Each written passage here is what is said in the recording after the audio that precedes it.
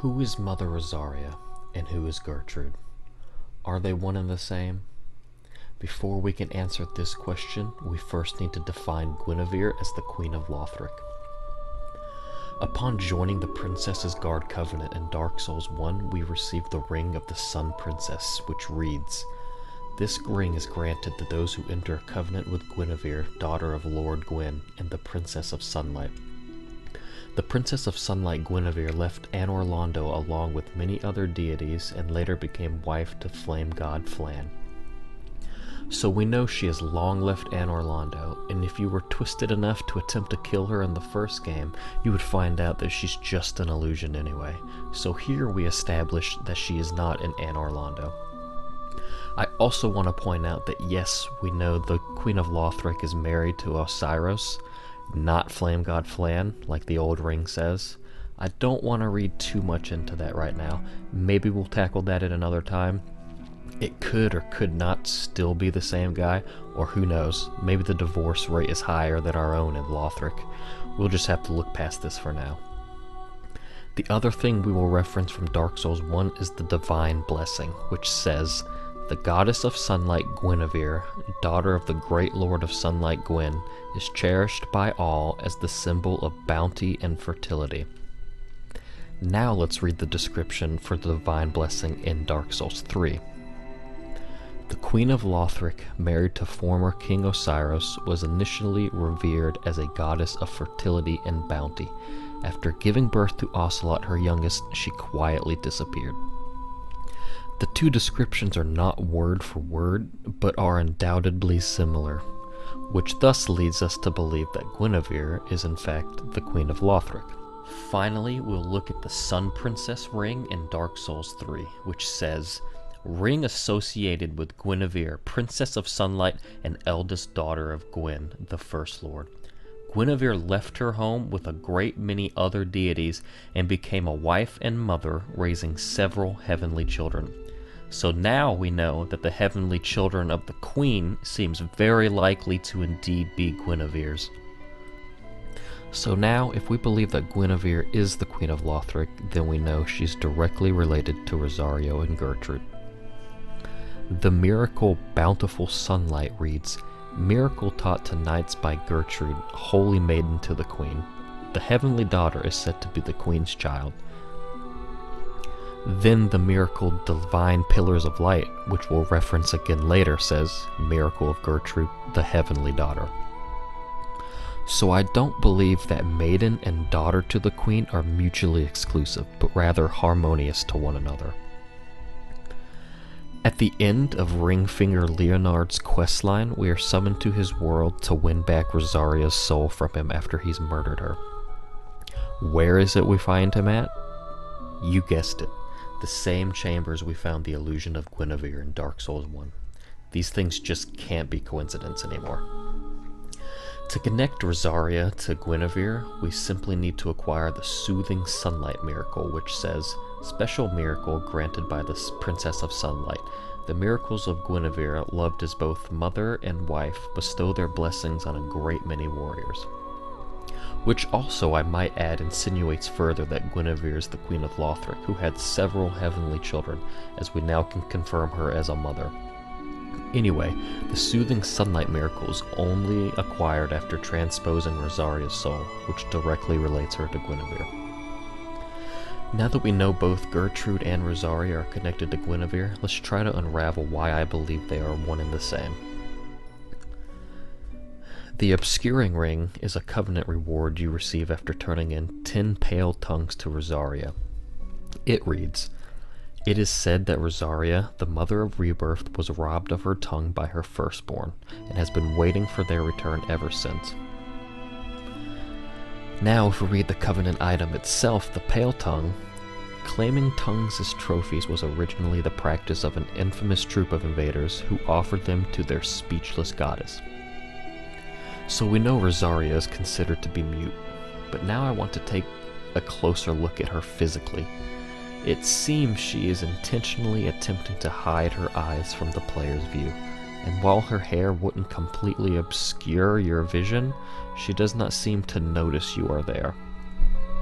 Notice now how every NPC that doesn't have their vision completely covered or isn't blind will follow and be aware of your player movements. Well, except for the Firekeeper, who's supposed to be blind, but we won't bother with this tricky minx for now.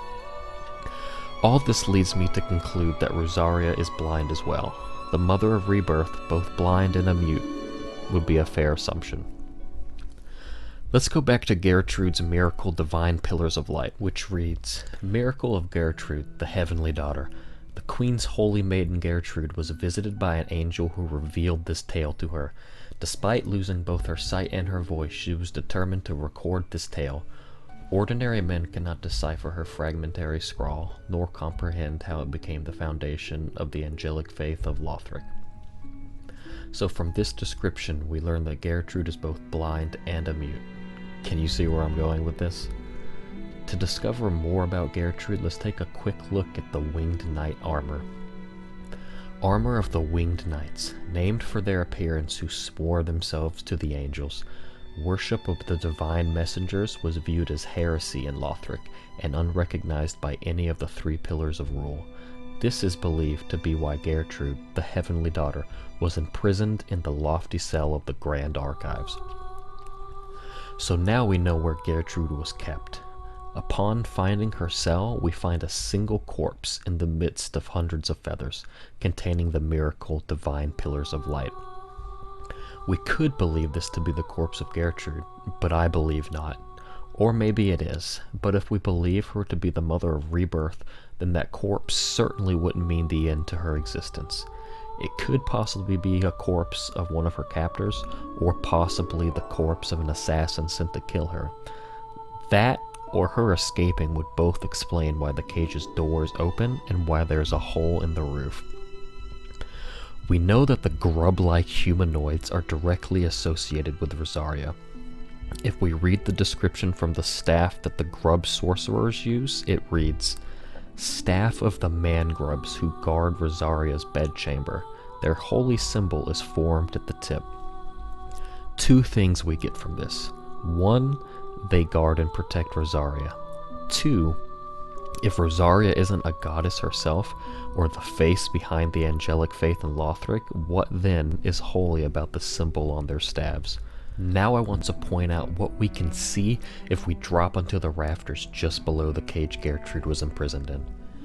We see a holy staff-wielding grub man who guards Rosaria.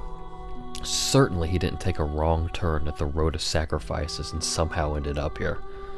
Could it be Gertrude became Rosaria before even escaping her prison, and simply left her miracle on the corpse as a way of putting her faith behind her? That definitely could explain what a servant of Rosaria is doing guarding Gertrude's cage. Let me digress one more time before concluding.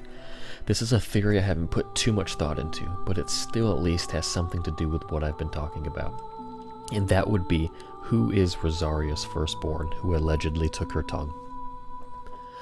My money is on ring-fingered Leonhard. I might be grasping at straws here, but just hear me out for a moment.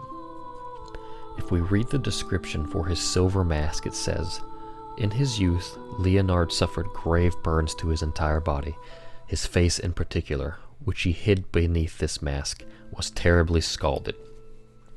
He abstained from restoring these injuries even after becoming a finger of Rosaria. Then, when we read the Cinders of a Lord we get from Prince Lothric, it says, The Lothric bloodline was obsessed with creating a worthy heir, and when this proved impossible, resorted to unspeakable means. Suffice it to say, the path to linking the fire is a cursed one indeed. If we believe Rosaria and Gertrude to be the same person, then we know she is part of the family intent on creating a worthy heir to the flame. This would not exclude Leonhard if he were Gertrude's son. The unspeakable means could be where he was terribly scalded. This could be what would want to prompt him to take his mother's tongue and then inevitably kill her himself. When we are fighting Leonhard, we hear him say, No one will despoil her soul. Certainly no beast wrapped in human skin. While he did murder her, she is still his mother, and I think that is why he does not want her soul to be despoiled. But what stands out to me the most is, Certainly not a beast wrapped in human skin. I would be lying if I didn't say I always assumed Leonhard was simply a human as well. But if he is Gertrude's son, that would make him related to the gods, and thus, I assume, a demigod, which could be one reason he would be repulsed of a human, despoiling his mother's soul, or maybe even coming in contact with it. That's just the short of it though, and not as strong as a theory as I would like. But this is what makes Dark Souls so fun and unique. And before I go, I wanted to point out the design similarities between Gertrude's cage and Rosaria's chambers. They look kindred to me, and I don't believe there are to be too many coincidences in the Dark Souls world. To recap my theory in short, Gwynevere is the Queen of Lothric, Gertrude and Rosaria are one and the same person, and possibly Leonhard could be Rosaria's firstborn. Well, I hope you guys enjoyed this video, and again I would like to state that this is just my theory, and you Dark Souls veterans will know that not many things are set in stone, and this is just another way we have fun with this game and the universe it's created. I want to thank everyone for watching, and please post your ideas and theories in the comments section, telling me why I'm wrong, or how I'm right, and what you think. If you enjoyed this video, please consider liking and subscribing, or even sharing it with your friends. We'll see you next time on the Ashen Hollow.